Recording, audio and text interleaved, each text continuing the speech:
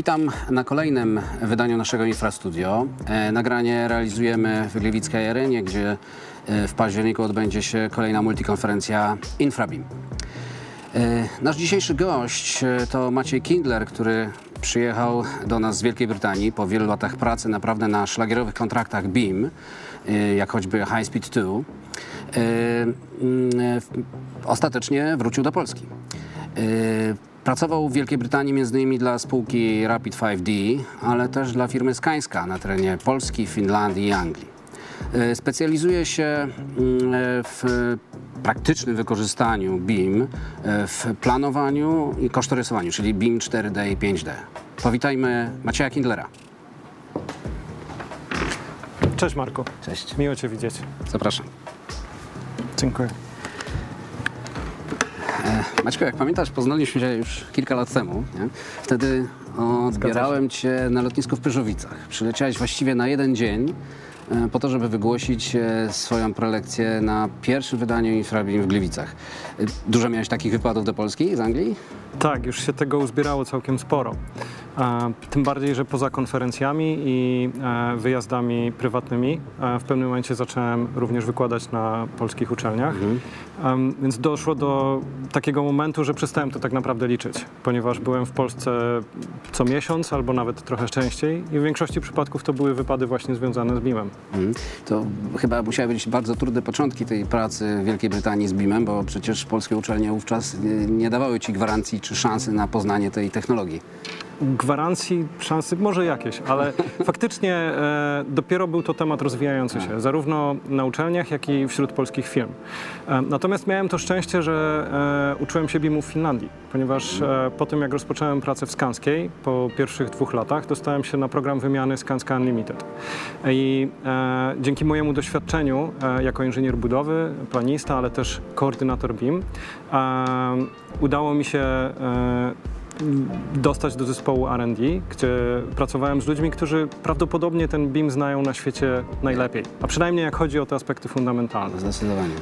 I po pracy, jeszcze będąc przez te pół roku tam, doczytywałem sobie ichniejsze standardy Common BIM Requirements, napisane przez Building Smart. Nie po fińsku? Nie, po angielsku. Ale jest to swego rodzaju Biblia dobrych praktyk, która naprawdę daje kapitalne fundamenty. I bez tego doświadczenia, jestem przekonany, nie miałbym najmniejszych szans rozwinąć swojej kariery w Wielkiej Brytanii. To o ile pamiętam, początek twój w Wielkiej Brytanii to było Rapid 5D, potem Skańska, ale od razu trafiłeś na High Speed 2? Nie, na High Speed 2, znaczy w Skanskiej wylądowałem od razu na High Speed 2, natomiast zanim tam wylądowałem, spędziłem 2 lata w Rapid 5D, gdzie pracowałem jako technik, koordynator, menadżer, a nawet strateg BIM w pewnym momencie. I było to kapitalne doświadczenie, ponieważ po tym okresie uczenia się w Finlandii miałem możliwość przetestowania, sprawdzenia i rozwinięcia wszystkich rzeczy, których się tam nauczyłem w takich warunkach już powiedzmy bojowych. A oprócz tego pracowałem z niesamowicie inspirującymi ludźmi, którzy otworzyli mi oczy na możliwości, których wcześniej sobie nie uświadamiałem. Właśnie w tym obszarze 4-5D, w którym się specjalizuję. Tak. To powiedz coś może parę słów na temat tego olbrzymiego kontraktu High Speed 2. No jest to prawdziwy kolos. Wystarczy powiedzieć, że to jest największa inwestycja infrastrukturalna w historii Europy. Jest to budżet idący w dziesiątki miliardów funtów i plan realizacji idący w dziesiątki lat. A do tego ogromne ambicje, zwłaszcza w obszarze BIM-u i nowych technologii. I na tym projekcie od samego początku tworzyłem trzon grupy, która przygotowywała strategię, plan, a potem wdrażała BIM dla jednego z generalnych wykonawców przygotowujących jeden z odcinków. I w tym zespole miałem funkcję menadżera informacji BIM albo BIM Integration Managera, co powodowało, że w ramach tej funkcji zajmowałem się wszystkim, co następowało po wypuszczeniu modeli BIM z biura projektowego. Mówimy tu o planowaniu, kosztorysowaniu, kontraktowaniu podwykonawców, przygotowywaniu dokumentacji powykonawczej, czyli de facto wszystkich procesach związanych z generalnym wykonawcą. No ciekawe, jak będą prowadzone nasze wielkie kontrakty infrastrukturalne, jak choćby Baltic Rail czy CPK.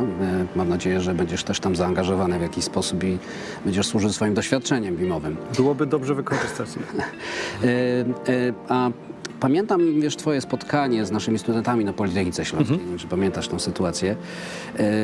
Wówczas opowiadałeś im, na czym polega rola menedżera informacji na współczesnych kontraktach, na których jest BIM. W świetny sposób to przedstawiłeś. Możesz nam przypomnieć, jak to wyglądało? Tak, zacząłem to opisywać dosyć przewrotnie, ponieważ powiedziałem, że w świetle rozumienia inżyniera budownictwa, takim polskim, menadżer informacji nic nie robi. Więc już było trochę szoku, ale przyglądnijmy się. Menadżer informacji co chodzą, wiesz? Tak. Menadżer informacji nie projektuje, nie nadzoruje, nie kontraktuje podwykonawców, nie przygotowuje dokumentacji powykonawczej. No więc nic nie robi. Natomiast to, co robi menadżer informacji, to pełni rolę łącznika. On powoduje, że osoby wykonujące tą pracę, o której wspomniałem, komunikują się ze sobą lepiej, a przede wszystkim popełniają mniej błędów, wykonując tą pracę. I jak dobrze wiesz, świat cały czas się rozwija, idzie do przodu i na szczęście nasza mentalność i nasze firmy również. Dzięki temu jest coraz większe zapotrzebowanie na te funkcje. W jakich jeszcze kontraktach brałeś udział? Mam na myśli kontrakty, w których był oczywiście BIM. W ostatnich latach pełniłem już funkcję Head of BIM, czyli byłem menadżerem zespołu, w którym pracowali menadżerowie BIM, koordynatorzy BIM. To był około 20-osobowy zespół. W związku z czym po tej przygodzie z HS2 przestałem już de facto wykonywać pracę na projektach i zajmowałem się wspieraniem tego zespołu i organizowaniem jego pracy. Natomiast projekty, które wykonywaliśmy jako zespół, poza tymi powszechnie znanymi High Speed 2 czy Crossrail, na pewno ważnym i ciekawym projektem jest Humber Gas Pipe. Jest to ponad 5-kilometrowy tunel z przewodem gazowym pod ujściem rzeki. Jest to największa tego typu inwestycja na świecie. Imponujące, rzeczywiście. W naszym pierwszym programie Infrastudio gościliśmy Marcina Pszczółka z Norwegii. Jego BIM Corner jest współtworzony, zapewne znasz Marcina, jego BIM Corner jest współtworzony przez kilku młodych polskich inżynierów. Jestem przekonany, że ty też musiałeś mieć sporo takich współpracowników na kontraktach w Wielkiej Brytanii. Tak, jak najbardziej. Pracując jako menadżer zespołu, ale też na projektach, współpracowałem z Irkiem, Pauliną, Mateuszem, ale oprócz tego też z Julią, Dymitarem, Balarzem, Szoltem, George'em. Tak więc chyba widzisz, dokąd zmierzam. To są nazwiska i imiona ludzi, którzy są z Europy Centralnej, Środkowej, generalnie z naszego regionu. I w momencie, kiedy odchodziłem, to połowę tego zespołu, którym zarządzałem, stanowili ludzie właśnie z naszego regionu. I uważam, i zawsze to powtarzam jasno i wyraźnie, że bez naszych kompetencji i umiejętności ten BIM na Zachodzie nie rozwijałby się tak dynamicznie. No InfraBIM rzeczywiście jest nastawiony na Europę, tą centralną, środkowo-wschodnią, kraje Grupy Wyszehradzkiej. Jak to się dzieje, że właśnie ludzie stąd, Polacy, Czesi, Węgrzy, Słowacy, tak dobrze sprawdzają się w tych trudnych kontraktach? Wiesz co, myślę, że to jest mieszanka kilku czynników i na pewno są to solidne podstawy wyniesione z uczelni, takie solidne podstawy wiedzy inżynierskiej. Mimo iż one są trochę tradycyjne, to jest to bardzo silny atut. Jest to swego rodzaju upór, jest umiejętność do kreatywnego myślenia albo wręcz kombinowania, bardzo naprawdę doceniana na Zachodzie, ale jest też otwartość, taka chęć do pracy z nowymi technologiami, która niekoniecznie jest dana w przypadku ludzi z Zachodu. Tak więc w każdym oczywiście przypadku jest to troszeczkę inny miks, te aspekty, te akcenty rozkładają się trochę inaczej, ale na pewno można je zauważyć. To co w takim razie sprawiło, że wróciłeś po tylu latach do Polski? Przecież nie Brexit. Nie, aczkolwiek on dorzucił swój kamyczek. Wiesz co, powiem krótko, spowodowały to różnego rodzaju sprawy personalne i potrzebuję po prostu w tym momencie być bliżej domu. To czym się w Polsce teraz zajmujesz? To też dalej jest BIM? Tak, do pewnego stopnia, ponieważ współpracuję z Fundacją ECC BIM, wykładam dalej na uczelniach, jestem w stałym kontakcie ze studentami. Natomiast troszeczkę odszedłem od tego koru BIM-owego i w ostatnim czasie najwięcej mojego czasu spędzam na pracy na pograniczu BIM i IT, gdzie wspólnie z grupą kilku znajomych pracujemy nad szeroko rozumianymi systemami do zarządzania przepływem informacją w budownictwie. A planujesz jeszcze jakieś wyjazdy na kontrakty zagraniczne? Nie, aktualnie nie, natomiast tego nie wykluczam. Nigdy nie wiadomo, co przyniesie przyszłość. Byłeś obecny na wszystkich wydaniach InfraBeam. Na ostatnim pamiętam, że przywiozłeś nawet 2 kolegów z kontraktu High Speed 2 i mogliśmy słuchać twoich wykładów, waszych wykładów. Czy coś masz zaplanowane na jakiś fajny wykład, warsztat na październikowe wydanie? Na pewno będę chciał wziąć aktywny udział w najnowszym wydaniu InfraBeamu, natomiast nie mam jeszcze konkretnego planu. Ze względu na moją ostatnią funkcję, najbliższe mi jest zarządzanie zespołem i strategiczne zarządzanie BIM w organizacji.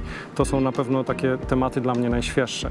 Natomiast pomimo bycia menadżerem zespołu, do samego końca pełniłem też funkcje techniczne i zajmowałem się kosztorysowaniem 5D oraz liczeniem śladu węglowego. I w tym temacie na pewno też są ciekawe aspekty, które są warte pokazania.